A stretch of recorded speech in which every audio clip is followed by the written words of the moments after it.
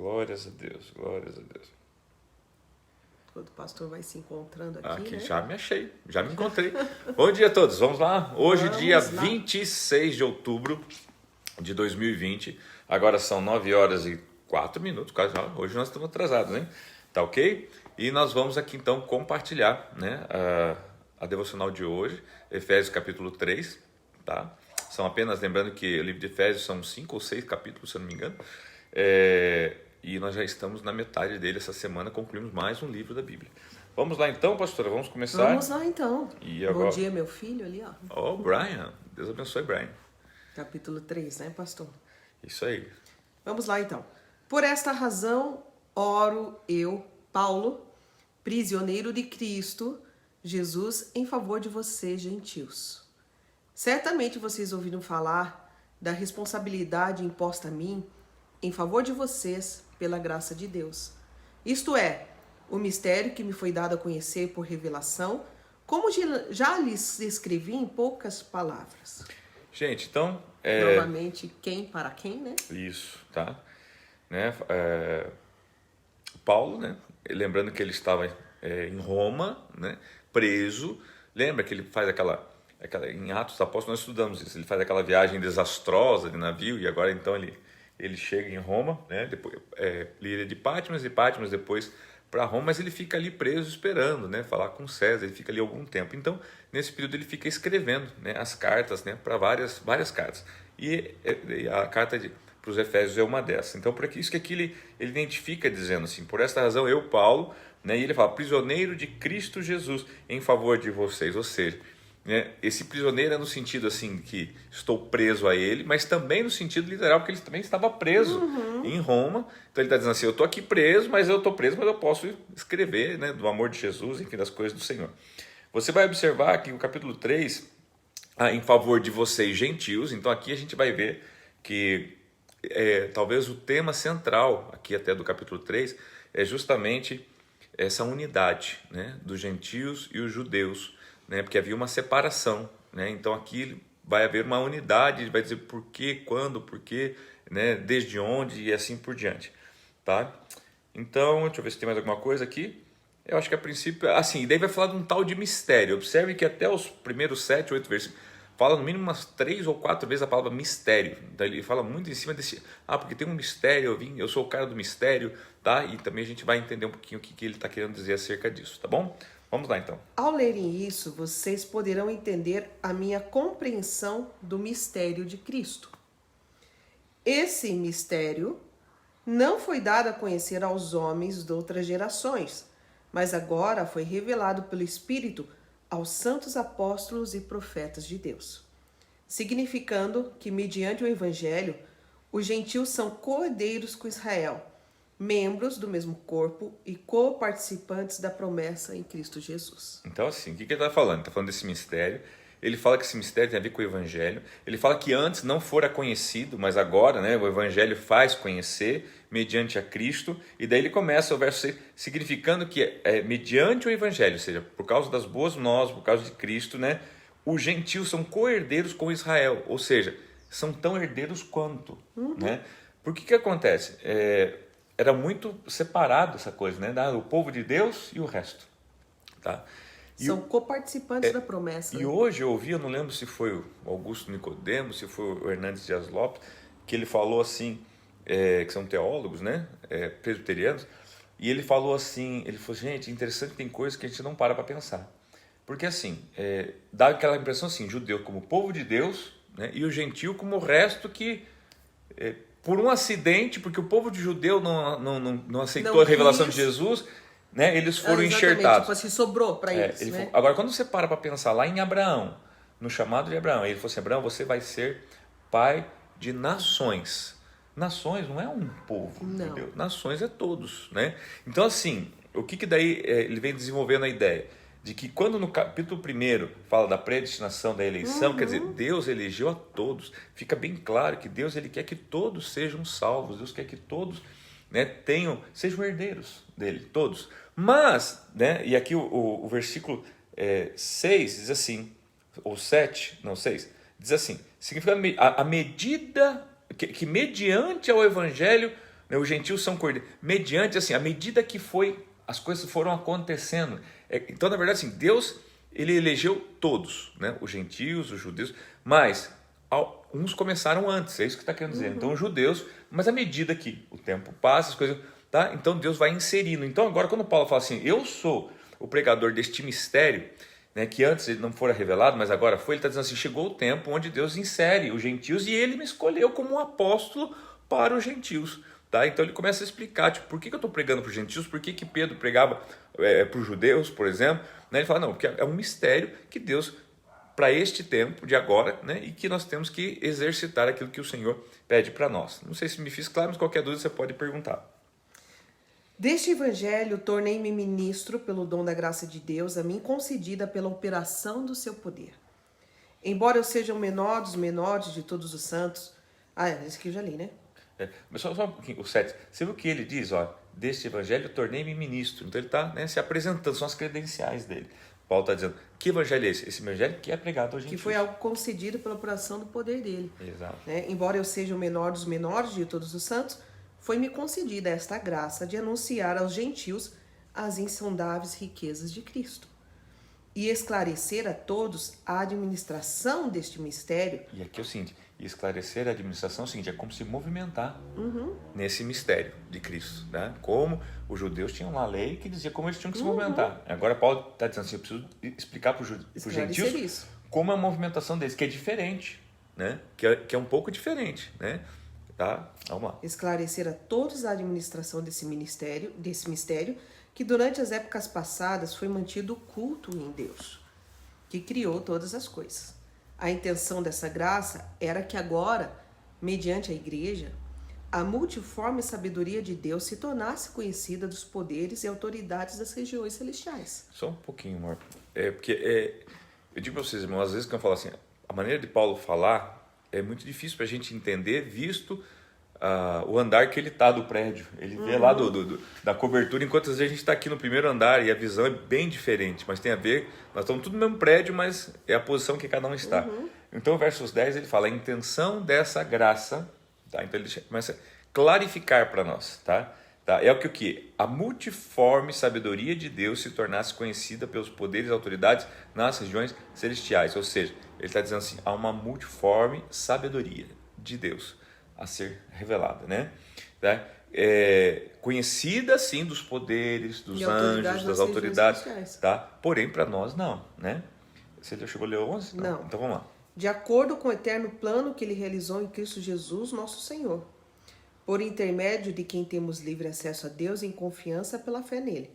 Portanto, peço a vocês que não desanimem por causa das minhas tribulações em seu favor, pois elas são uma glória para vocês. E aqui, então, você vê que ele vem relatando, né, tudo, o chamado dele, né, falando que Deus que na verdade Deus uniu todos, né, em Cristo, né, começando pelos judeus, mas não, né, inserindo por acidente os gentios. Essa graça alcançou a todos. Todos. Então não há mais distinção, né? Todos são cordeiros e todos são participantes. Então, assim, não é... E a gente foi trazendo para os dias de hoje, pastor, né? Porque ali naquela época era questão de judeus e gentios. E às vezes, entre nós não acontece isso, né? Não, porque eu sou cristão. Não, ele não é. Né? Então, assim, há uma... além, às vezes até isso vai até mais segmentado, tipo, eu sou da denominação tal, que é a denominação gente. Então, você certa. Veja, por isso que a gente tem que ir para outro prisma. Porque senão, isso foi lá atrás. Não, judeus, gentios, beleza. E hoje? A gente tem que... Denominações, não, porque eu sou da denominação tal. Eu sou batista. Eu sou assembleano. Não, só a minha denominação salva. Né? Eu sou quadrangular, né? E às vezes você até não externa isso, mas você pensa isso, puxa, a minha denominação é a tal. Então a gente tem que cuidar, porque senão às vezes nós nos tornamos como eles. E às vezes as denominações agem exatamente mediante as demais denominações como se fossem exclusivas e as demais, né? Eu sou católico, o resto é o resto. Eu sou evangélico e o católico é o católico. Gente, olha Deus olhando. Deus lá de cima olhando e falando, seus Todos são cabeção, com toda co-participantes. Exato, Todos são todos são. cordeiros. É isso que você tem que entender. Tá. Se você é quadrangular, se você é da Assembleia, se você é da Universal. Gente, quantas pessoas excluem o pessoal da Universal e falam mal? Gente, eles também são co-participantes, também são cordeiros. Né? Falam daquele do chapéu, gente. Aqueles irmãozinhos que estão lá escutando, independente de quem esteja na liderança deles, também são coparticipantes, também são cordeiros junto com vocês. Exatamente. Também são filhos de Deus. É isso que nós temos que olhar, gente. Tem coisas que eles acertam mais que a gente, tem coisas que eles erram mais que a gente. Tem coisas que a gente erra mais que eles, e assim gente. por É diante. isso daí. Mas é importante a gente ter essa visão de unidade. Uma igreja só existe. É a igreja de Cristo. Um só corpo. Um só corpo. Tanto é que você vê quando eles dirigem a carta, Paulo dirige a carta para as igrejas, você vê que ele está dirigindo a uma igreja local e não uma denominação, né, não um segmento. Agora, tem uma pergunta, pastor André, que a gente tem que saber responder, porque as pessoas podem chegar e falar assim, então quer dizer que quem é muçulmano, quem está no espiritismo, também, né, é uma igreja só, né? Entenda uma coisa, irmãos, nós precisamos ter unidade, Deus quer que nós tenhamos unidade na verdade que é a palavra de Deus. Ou seja, qualquer ajuntamento, eu vou chamar assim, ajuntamento, congregação, que está unida na palavra de Deus, ainda que uma enfoque um pouquinho mais, né, o pentecostal, o outro mais tradicional, mas a base é a verdade, né? Então nós devemos estar unidos, amar uns aos outros, orar uns pelos outros. Por outro lado, aquelas que estão unidas numa mentira, aí a gente não pode ter comunhão. Não. Temos que amar, temos que orar por esse irmão, mas não podemos ter comunhão, né? Ou seja, ligação, né, no mundo espiritual. Por quê? A base deles é outra, não é a verdade. A base deles é outros fundamentos que não é Cristo, tá? Então é importante ressaltar isso porque Paulo deixa também isso claro, tá bom? Vamos dar um exemplo, nós não adoramos ídolos, porque está na palavra. Exatamente. Que não devemos adorá-los, porque eles não têm voz, como diz na Bíblia. Não ouvem. Não consultamos mortos. Não consultamos mortos. Porque a Bíblia diz que Deus fala assim. Nem feiticeiros. Que Deus repudia não essa prática. Não o futuro. Sabe o que eu gosto nisso, pastor? Porque, exemplo, essa questão de consultar mortos, por exemplo. A Bíblia não diz que eles não podem ser consultados.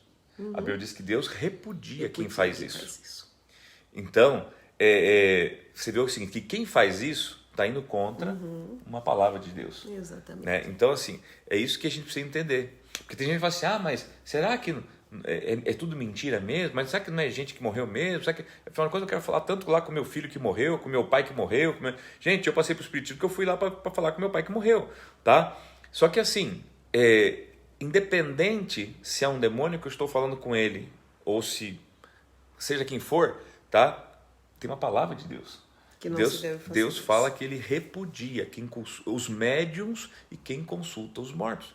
Tá? Então aí é uma coisa, por isso que eu falo, é coisa que você precisa considerar, e daí você não pode botar tudo no mesmo pacote de mas todos falam de Deus, todos os caminhos levam a Deus. Não, todos os caminhos não levam a Deus coisa nenhuma. Tá? Talvez todos os caminhos apontam para Deus, mas o caminho que leva para Deus é só um, Jesus. Né? Jesus é o caminho, só ele leva a Deus. Vamos lá ver então a oração de Paulo pelos santos? Agora ele vai fazer a oração. Isso, ele diz assim, por essa razão, ajoelho-me diante do Pai, do qual recebe o nome toda a família nos céus e na terra. Oro para que com as suas gloriosas riquezas, ele os fortaleça no íntimo do seu ser com poder, por meio do seu Espírito. Eu tecei um comentário bem rapidinho aqui. O 14 fala assim, por essa razão ajoelho-me diante do Pai, né? O qual recebe o nome toda a família. Nos céus e na terra. Em outra versão, isso toda a família fala assim, toda a paternidade. Então, assim, eu me ajoelho diante dele que é pai de todos. Né? Então, lembrando que isso aqui é a oração de Paulo. Então, imagina Paulo, quase que ele está orando o Pai Nosso de uma outra maneira, irmãos. Porque ele está falando, eu me ajoelho diante de Deus Pai, que é pai de todos. Né? Por isso que ele chama assim a família, toda a família, pai de todos. Nos céus, na terra, ou seja, ele é pai de todos, seja nos céus ou quem está na terra. É muito importante a gente lembrar disso. Ele é pai de todos. Nem todos vão habitar com ele, nem todos vão querer estar com ele, mas ele é pai de todos. Imagina quanto Deus sofre, irmãos. Eu estava falando para o pastor hoje de manhã, falei, meu Deus, como deve ser difícil. Ela falou, não, calma, Deus é espírito, né? Ela falou, Deus não é que nem a gente que sofre assim, né? Com o corpo. A gente sofre. Né? Porque, gente, para pensar, está claro a vontade dele, ele quer que todos sejam salvos, ele chama todos, ele quer ser pai de todos, né? Ele elege todos, para que todos governem com ele, reinem com ele, estejam com ele. Meu Deus, e as pessoas não querem, pastor. Tem hora que dá até uma aflição, né? Vamos lá.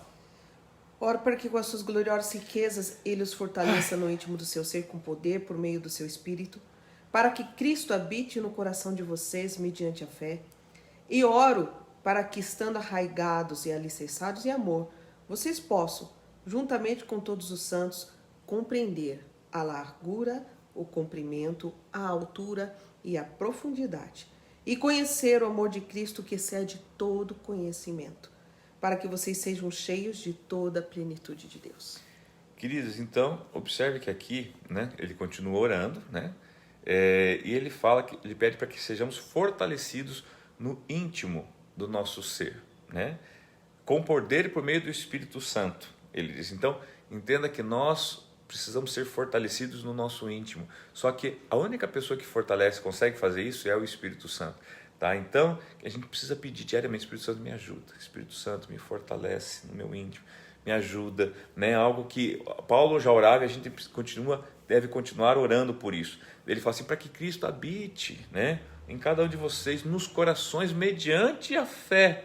Tá? E daí ele fala assim, ele continua, oro para que esteja arraigados e alicerçados. Se você for ver a palavra arraigados, tem a ver, é uma palavra que ele utiliza aqui para a ideia de arraigado, tudo que é plantado, né? Arraigados, plantado, de cultivo, né? E a ideia de alicerçados é uma ideia de engenharia, de construção, de fundamento. Então ele fala assim, arraigados, ou seja, plantados, e alicerçados, ou seja, edificados, né, em amor. Que Deus possa, né, permitir que a gente chegue a esse conhecimento. Exatamente. Em amor, tá? E juntos, né, nós possamos, com todos os santos, compreender. Daí começa a falar sobre largura, comprimento, altura e profundidade. Irmãos, se você for ver, tenta imaginar o desenho, tá? Largura, tá? Largura, altura, tá? Eu não sei se você consegue ver, vai formando como se fosse até uma cruz, né? Largura, altura e profundidade do que deste amor insondável, maravilhoso, né?